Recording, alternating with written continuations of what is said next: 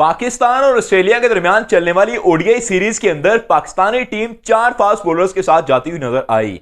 पाकिस्तान के चारों पेसर्स कमाल की बॉलिंग करते हुए नजर आए। तीनों मैचेस के अंदर पाकिस्तानी बॉलर्स ने बहुत कमाल की बॉलिंग की है। शहीन अफरीदी की बात करें, नसीम शाह की बात करें, मोहम्मद हसनैन की बात करें, हारिस रऊफ की बात करें, चारों अपने आप के अंदर उम्दा बॉलिंग का मुजाहरा कर रहे थे। लेकिन इस पूरी सीरीज के अंदर ग्लेन मैक्सवेल जो कि ऑस्ट्रेलिया के मिडिल ऑर्डर के बल्लेबाज हैं, वो एक बड़ा खतरा साबित होने वाले थे। साल 2023 को पूरे के पूरे को उठाकर देख लिया जाए, 2024 के अभी तक के साल को देखा जाए तो ग्लेन मैक्सवेल कमाल की बैटिंग करते हैं। लेकिन इस पूरी सीरीज के अंदर ग्लेन मैक्सवेल हारिस रऊफ के आड़े आते रहे और हारिस रऊफ ने इनको एक दफा भी छोड़ा नहीं। पूरी सीरीज के अंदर 3 दफा हारिस रऊफ ने इनको आउट किया, 2 दफा इनको डक पर आउट किया और एक दफा ये 16 के मजमूई स्कोर पर कर रहे थे तो इनको आउट कर दिया। पहले मुकाबले के अंदर जब हारिस रऊफ के सामने ग्लेन मैक्सवेल आए तो हारिस रऊफ उससे पिछली बाल पर एक विकेट हासिल कर चुके थे और अच्छी रिदम के अंदर वो बॉलिंग कर रहे थे। अगली ही बाल पर इन्होंने उनको कैच आउट करवा दिया। वो कोर्ट बिहाइंड हुए, मोहम्मद रिजवान ने कैच पकड़ा ग्लेन मैक्सवेल पर और डक पर आउट हुए ग्लेन मैक्सवेल। फिर दूसरे मुकाबले के अंदर 22 बालों पर 16 रन बनाकर ग्लेन मैक्सवेल सेट होने की कोशिश कर रहे थे। इस मैच के अंदर भी इनकी बैटिंग पूरी तरह से फ्लॉप चल रही थी, लेकिन ग्लेन मैक्सवेल एक बड़ा खतरा पाकिस्तानी टीम के लिए साबित हो सकते थे क्योंकि अभी 20 ओवर ही हुए थे और 20 ओवरों के अंदर 5 खिलाड़ी ऑस्ट्रेलियन टीम के आउट हो चुके थे।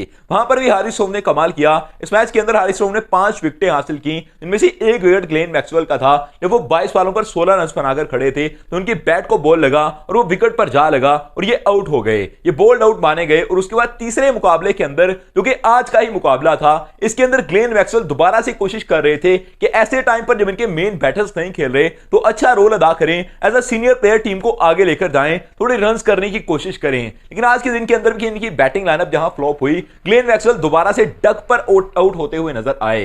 ग्लेन मैक्सवेल ने अभी दूसरा बॉल खेला था, हारिस रऊफ ने इनको फिर से कॉर्ड बिहाइंड करवा दिया।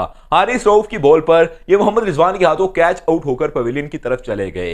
यानी कि हारिस रऊफ ने इतनी कमाल की बॉलिंग किया इस सीरीज के अंदर कि पूरी तरह से उन्होंने तमाम लोगों को हैरान करके रख दिया है। अपनी 140 से 150 के दरमियान की पेस से उन्होंने तमाम लोगों को न सिर्फ हैरान किया बल्कि ऑस्ट्रेलियन बल्लेबाजों को परेशान भी किया। इस सीरीज के अंदर उन्होंने 10 विकेटें हासिल कर ली हैं। पहले मुकाबले के अंदर 3 विकेटें हासिल की, दूसरे ओडीआई मुकाबले के अंदर 5 विकेटें हासिल करने के अंदर कामयाब हुए और इस ओडीआई मुकाबले के अंदर जो कि आज के दिन का मुकाबला था, उन्होंने 2 विकेटें हासिल की और 2.38 की इकोनॉमी रेट के साथ वो बॉलिंग कर रहे थे। उन्होंने 7 ओवर्स किए और 7 ओवर के अंदर उन्हें 16 रन गालबन लगे हैं। इसके अलावा उन्हें कोई रन नहीं लगे और बहुत कमाल की बॉलिंग करते हुए हारिस रऊफ नजर आए। मेरा यह कहना है कि हारिस रऊफ पाकिस्तान के लिए एक उम्दा बॉलर था, है और रहेगा।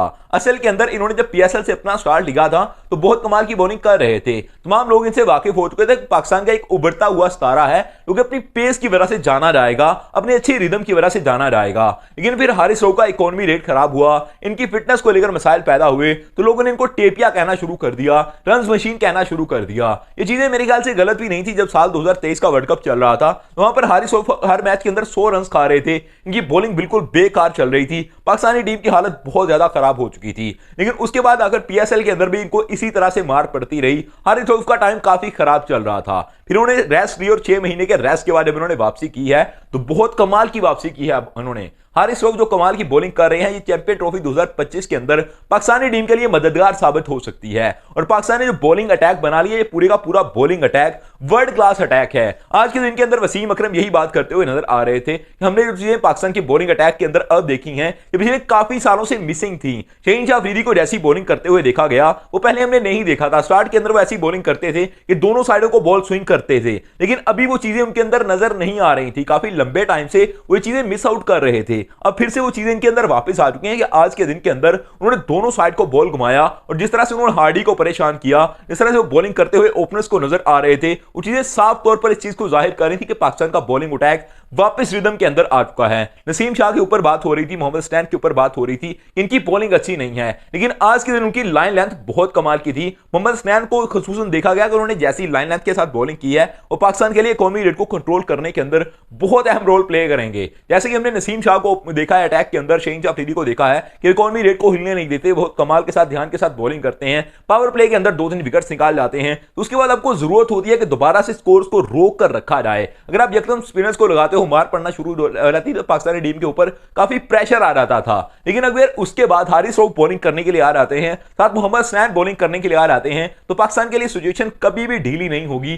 कभी भी ऐसा कुछ नहीं होगा कि पाकिस्तानी टीम हार की तरफ जाए, बल्कि जीत के एक अपने स्टेप आउट को बढ़ाकर रखेंगे और आने वाले टाइम के अंदर लगातार जीत का मुजाहरा करते रहेंगे। Subscribe channel for more videos. Thank you, I love you too be with us.